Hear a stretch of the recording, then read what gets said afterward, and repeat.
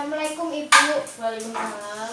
Perkenalkan, saya Dia Ina Wijaya. Saya mahasiswa dari Stikes Aisyah Surakarta. Di sini saya ingin sedikit menyampaikan informasi dan edukasi mengenai pemberian ASI eksklusif. Kira-kira nanti sekitar 10-15 menit ya Ibu. Sebelumnya bisa memperkenalkan diri. Ya, nama saya Audia. Oh ya, dengan Ibu Dia ya. Ya. Baik, bisa kita mulai sekarang ya Bu. Bisa. Pertama kali saya ingin menjelaskan tujuannya untuk agar Ibu mengetahui mengenai pengertian dari ASI eksklusif, kandungannya, cara memperbanyak ASI, cara menolaknya, serta cara pengelolaan dalam saat Ibu bekerja. Baik, kita mulai. Yang pertama ada pengertian dari ASI eksklusif. ASI eksklusif sendiri merupakan air susu yang diberikan kepada si buah hati dari bayi lahir sampai umur 6 bulan tanpa pemberian makanan lain dan minuman lain. Adapun manfaat menyusui yaitu sebagai mengurangi resiko terkena infeksi dan penyakit. Selain itu juga bisa menyediakan nutrisi yang ideal bagi si buah hati serta menghindarkan ibu dari resiko osteoporosis, obesitas, dan kanker rahim. Adapun kandungan dari gizi air susu, yang pertama adalah karbohidrat. Karbohidratnya berupa laktosa ya Bu. Yang kedua adalah protein, yang glutamin dan kasein. Yang ketiga adalah lemak. Lemak yang berupa esensial yang dapat diserap oleh bayi.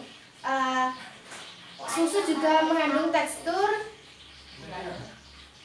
Ada dua ya Bu. Teksturnya ada helmik dan formik. Yang helmik itu cenderung lebih kental dan biasanya lebih kental pada di akhir saat menyusui. Untuk formik kandungannya adalah rendah lemak. Biasanya lebih cenderung cair. Selanjutnya adalah komposisi dari nutrisi ASI. Yang pertama adalah kolostrum. Kolostrum biasanya keluar setelah ASI pertama kali yang pertama. Biasanya berwarna kekuningan dan kental. Selain itu juga mengandung antibodi yang tinggi. Selain itu mempunyai asam lemak omega yang tinggi untuk perkembangan otak. Selain itu,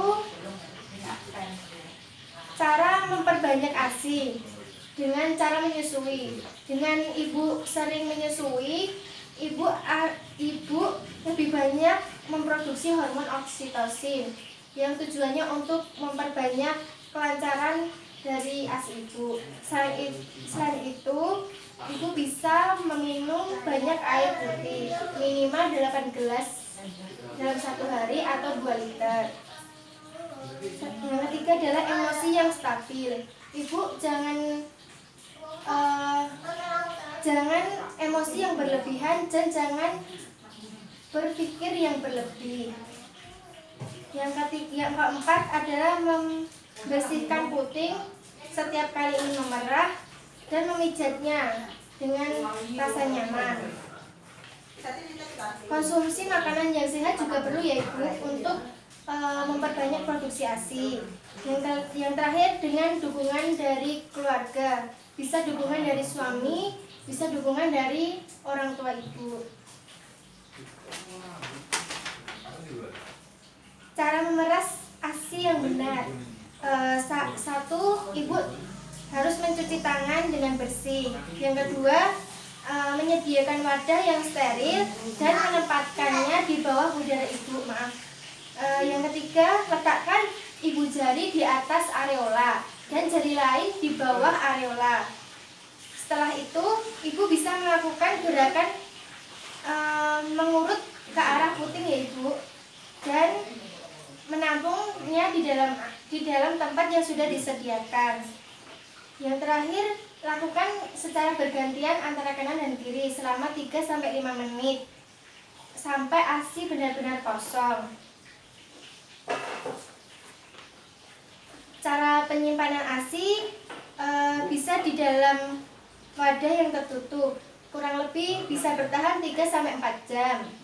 Untuk di dalam kulkas bisa 3-8 hari.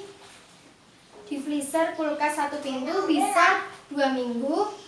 Dan di dalam tempat freezer yang suhunya kurang minus dari 18 derajat bisa bertahan 6-12 bulan.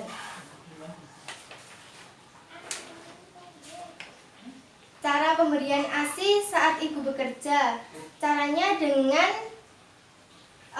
ibu bisa memerah ASI secara teratur, kalau bisa dijadwalkan. Setelah itu bisa dilakukan dengan menyimpan di tempat yang khusus sesuai ASI.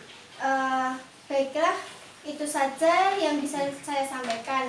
Apa ada yang kurang jelas, Ibu? Tidak, Mbak. Apakah ada yang ditanyakan? Saat ini belum. Oh, belum. Oh ya, baik.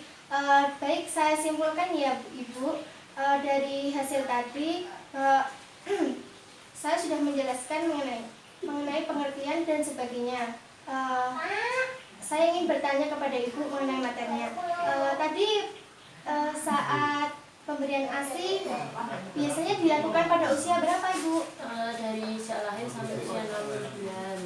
Oh ya, kandungan dari ASI? Kandungannya ada kalsium, terus ada delma. Ya, oh ya, Ibu. Kandungan ASI itu ada karbohidrat, protein, dan lemak ya, Ibu ya. Saya benarkan. Oh ya, kalau begitu apakah ada yang ditanyakan lagi? Tidak. Kalau tidak ada, baiklah Ibu sudah mengerti. Cukup sekian ya Ibu mengenai Penkes dari saya. Apabila nanti ada kekurangan paham, nanti bisa Ibu tanyakan kembali ke saya lagi. Iya, Mbak. Terima kasih atas kerjasamanya. Assalamualaikum warahmatullahi wabarakatuh. Waalaikumsalam warahmatullahi wabarakatuh.